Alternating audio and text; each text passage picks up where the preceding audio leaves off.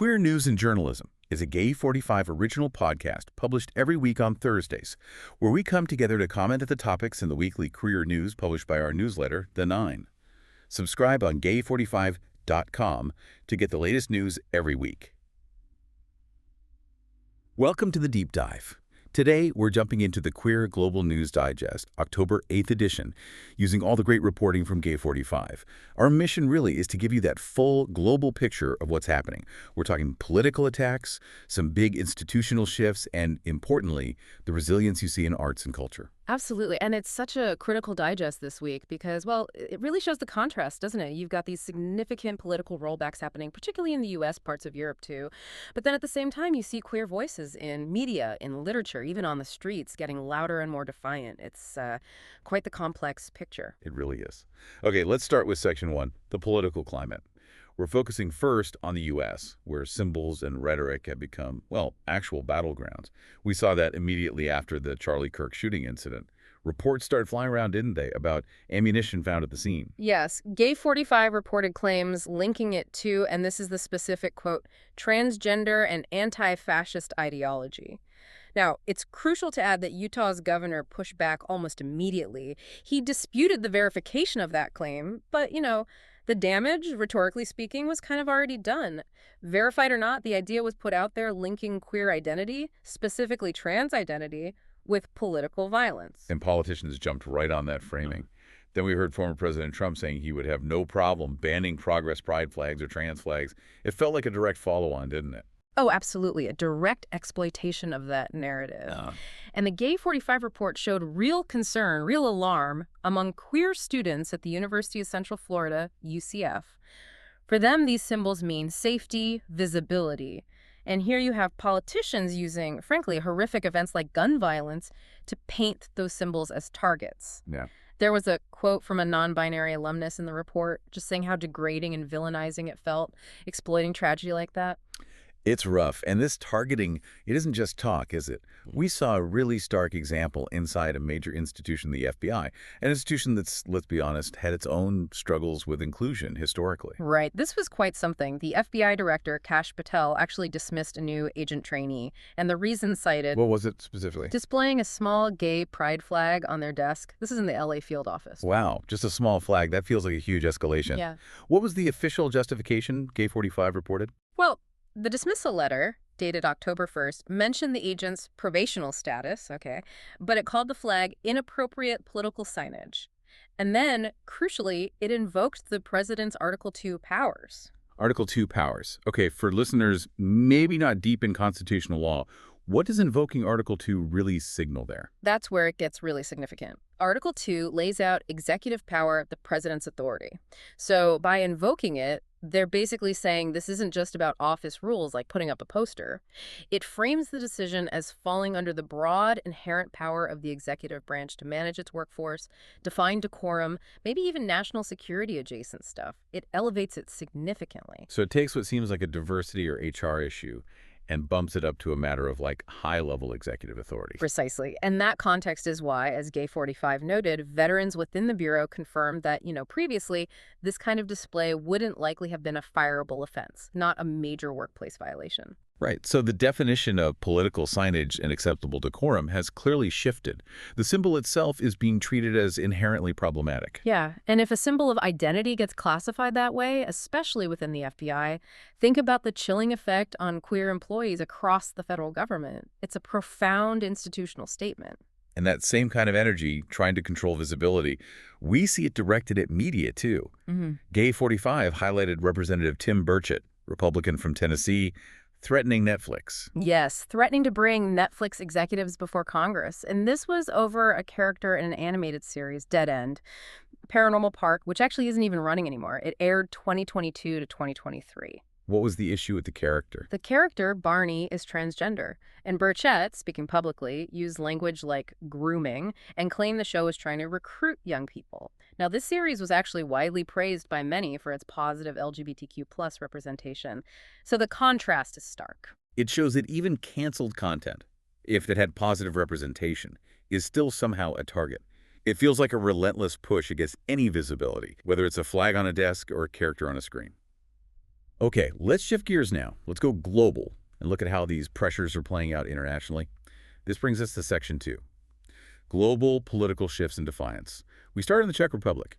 Election results there raise some eyebrows. Yeah, the parliamentary elections saw Andrej Babiš's populist ANO party win, getting around 34.7% of the vote. Now, that's not an outright majority on its own, but the big concern reported by Gay45, based on observer analysis, is who he's likely to form a coalition with. We're talking Eurosceptic right-wing parties like SPD or the Motorist Party. And what does that mean for the LGBTQ plus community? Because Prague is known globally as a pretty welcoming city, right? Yeah. A popular destination. Exactly. And the warning sign that observers are flagging is that Prague might start heading down the same path as, say, Viktor Orbán's Hungary or Robert Fico's Slovakia nearby. Babiša embodies a similar kind of nationalist populism, and that style of governance often includes state-level hostility towards LGBTQ plus rights, rolling back democratic norms. It points to a potential tightening across Central Europe. That's a worrying pattern. Meanwhile, switching continents, Japan saw a significant leadership appointment. It did. Sanae Takaichi is set to become Japan's first female prime minister-elect. But, and this is the key context from Gay45, she's a staunch conservative. She openly admired Margaret Thatcher, apparently calls Thatcher's memoir her treasure. Okay, Thatcher, the Iron Lady. Her legacy, especially thinking about things like Section 28 in the UK, wasn't exactly friendly to the queer community historically. Yeah. That comparison sets a certain tone, doesn't it? It really does. And while Takaichi talks about appointing more women, critics, according to Gay45, point to her kind of lukewarm stance on gender equality issues. Like, she supports mandatory shared surnames for married couples, which is a traditionalist position. Her general views on LGBT plus rights seem to reflect that conservative traditionalist approach, very much echoing Thatcher's historical opposition. So, okay, we've got this institutional pressure in the U.S., populist shifts, potentially tightening things in Central Europe, a conservative turn in Japan. But then there's defiance. And this part, I think, is really striking. Hungary. Let's talk about Pecs pride. Yes. This is, well, it's quite inspiring, actually. The Hungarian government has effectively banned LGBTQ plus demonstrations, right? Right. Yet Gay45 reports that somewhere between 7,000 and 8,000 people turned up to march in the city of Pecs. 7,000 to 8,000. That's huge, especially given the official ban and the potential risks. And the detail, the way they did it is just brilliant. It's fantastic political maneuvering. To get around the ban, the organizers officially registered the event, get this, as a gathering against the overpopulation of wild animals. That is magnificent. Seriously, that kind of strategic, almost darkly humorous approach to resisting authoritarian measures? Yeah. Finding the loophole. It's brilliant. It lets them demonstrate, technically legally, while everyone knows exactly what the march is truly about. It makes the ban look absurd. And there was that, quote, Gay45 captured from an 18-year-old protester, Ben Stoth. He said, "This is no longer just about the LGBTQ community, but about our fundamental freedoms." That really broadens the scope, doesn't it? When resistance gets that clever and frames it as a universal fight for freedom, it builds wider support. Exactly. It unites people. That kind of defiant creativity flows perfectly into our next section, Section 3, Media, Arts, and Culture. This is where you really see that response with life happening. And first, a major media power shift reported by Gay45. Paramount Skydance acquired Barivice's outlet, The Free Press. Big money involved, around $150 million they estimate. Yeah, and the immediate consequence is that Barivice is now editor-in-chief of CBS News. Now, on the surface, you might think, okay, an openly LGBTQ plus person leading a major newsroom, that's representation, right? But it's more complicated than that, isn't it? Gay45 describes Vice as a right-wing, anti-trans, queer woman. And the Free Press itself was founded to promote heterodox, often contrarian, viewpoints. How do we unpack that for listeners? It's definitely tricky. It forces us to ask what representation really means. Yes, Vice is queer, but her platform, her known views, particularly regarding trans rights, often run counter to mainstream queer advocacy positions.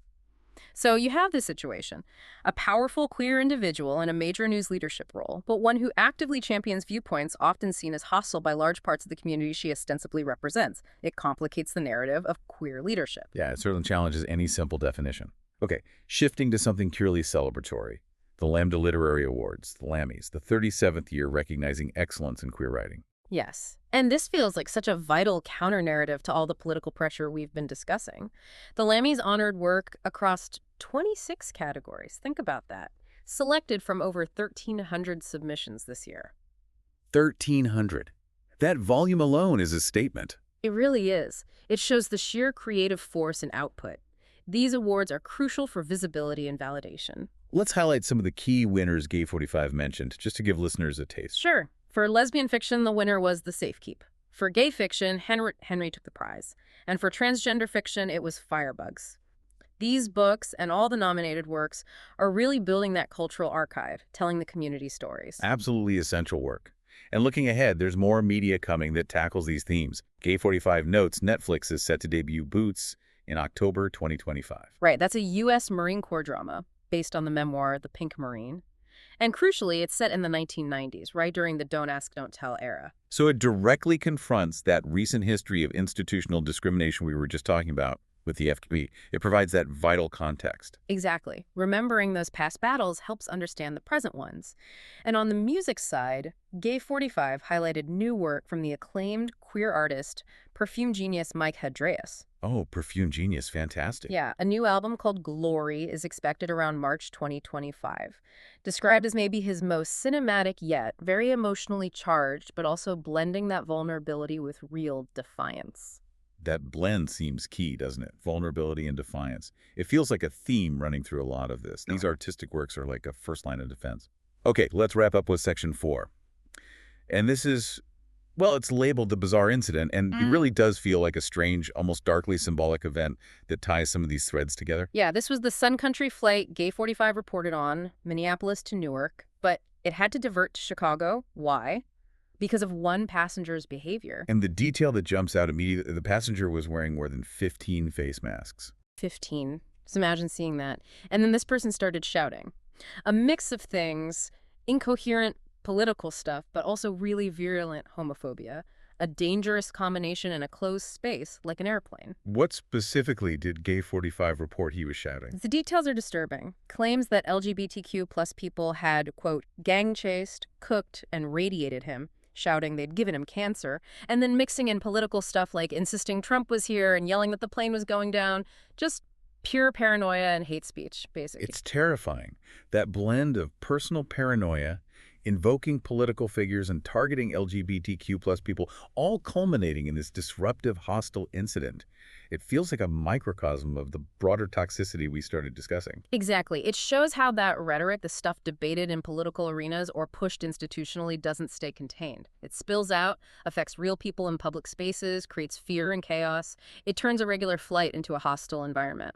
So when you step back and connect all these dots from the Gay45 reporting, the political attacks on symbols, the FBI firing, the shifts towards illiberalism globally, and then this kind of bizarre, frightening incident on a plane. It paints that complex picture we talked about at the start. The pushback is real. It's multifaceted, sometimes subtle, sometimes overtly aggressive. It creates this volatile landscape for queer people globally. But the other side of that picture is the response, right? Yeah. The consistent cultural output, the books celebrated at the Lammys, films like Boots, Remembering History, the new music from artists like Perfume Genius, the sheer defiant cleverness of Pecs Pride. That's the other side. Precisely. And it brings to mind that Gabriel Garcia Marquez quote that was highlighted in the Gay45 material. To oppression, plundering, and abandonment, we respond with life. And maybe that's the provocative thought to leave listeners with. All this cultural work, this creative output, it isn't just entertainment or distraction. It's the life responding. It's a necessary act of resistance, of persistence. It's how the community sustains itself. That resilience, that response with life is incredibly powerful to witness. Thank you for helping us dive deep into all this today. It's a lot to process. Always important to unpack it. My pleasure. You can also listen to any of our articles. Visit gay45.com to read more quality journalism.